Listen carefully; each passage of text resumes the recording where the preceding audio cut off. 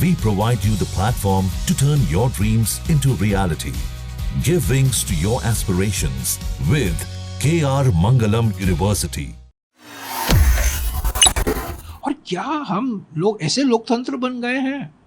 Parliament का नज़रअंदाज है, राजनीतिक पार्टियों सर्वदलीय बैठकों का नज़रअंदाज हो रहा है, प्रधानमंत्री मौन व्रत नहीं छोड़ते और हमें सुनना पड़ता है, पढ़ना पड़ता है।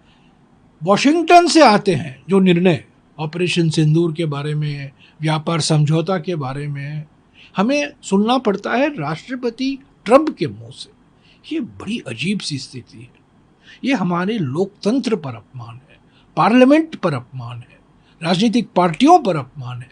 प्रधानमंत्री क्यों नहीं पार्टियों को विश्वास में लेते? प्रधानमंत्री क्यों नहीं सर्वदलीय बैठक बुलाते? और ये व्यापार समझौते को लेकर इसके पीछे राज क्या व्यापार समझौता है? आपने क्या निर्णय लिया है? व्यापार समझौता का माने क्या है कि आयात और निर्यात ना, क्या हम हमारी आयात नीति में इतनी भारी परिवर्तन लाने वाले हैं ताकि अमेरिका से हम और चीज़ें खरीदेंगे? क्या हमारे कृषि क्षेत्र को हम खोलने वाले हैं? क्या हमारे छोटे और लघु उद्योग को हम संरक्षण दे रहे हैं उसको हम बंद करने वाले हैं? ये बड़ी व्यापार समझौता की बात जो की है राष्ट्रपति ट्रंप, इसके पीछे राज क्या है, हकीकत क्या है, ये तो बताइए। इतना बड़ा समझौता है, उसकी वजह से आपने ऑपरेशन सिंदूर रोक दिया, तो ये सवाल देश उठा रहा है।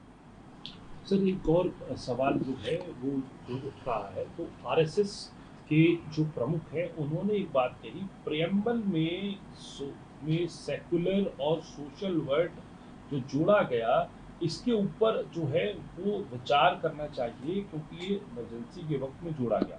दूसरी बात, जयशंकर भी ये कह रहे हैं कि हाथ में कुछ लोग लाल किताब जो संविधान की किताब लेके घूमते हैं लेकिन मन में कुछ और भावना रहती है, आज तक माफी नहीं मांगते। देखिए, हमारे विदेश मंत्री को मैं कहूँगा वो हमारे व्यापार समझौता पर कुछ बात करें। जो अमेरिका राष्ट्रपति ट्रंप बार बार कह रहे हैं, 16 बार कह चुके हैं, उस पर बार कहें। ये संविधान जो है, इस संविधान को 1949 से लेकर 30 नवंबर 1949 से लेकर आरएसएस ने इसका विरोध किया है, आक्रमण किया है भारत के संविधान पर। अंबेडकर, डॉक्टर बाबा साहब अंबेडकर के, जवाहरलाल नेहरू के पुतलियाँ जलाए गए। क्या क्या नहीं कहा गया कि ये मनुवादी नहीं है, ये मनुस्मृति से प्रेरणा नहीं लेता है, ये मनुस्मृति पर आधारित नहीं है। अभी अभी आरएसएस के एक वरिष्ठ नेता ने और कुछ बात छेड़ी है। मैं सिर्फ उनसे एक गुजारिश करूंगा, ये 7 पन्ने का सुप्रीम कोर्ट का निर्णय है। चीफ जस्टिस, तत्कालीन चीफ जस्टिस संजीव खन्ना जी ने ये निर्णय सुनाया था। सिर्फ 7 पन्ने का है, 10-15 मिनट नहीं लगेंगे पढ़ने के लिए, और ये सबके पास है।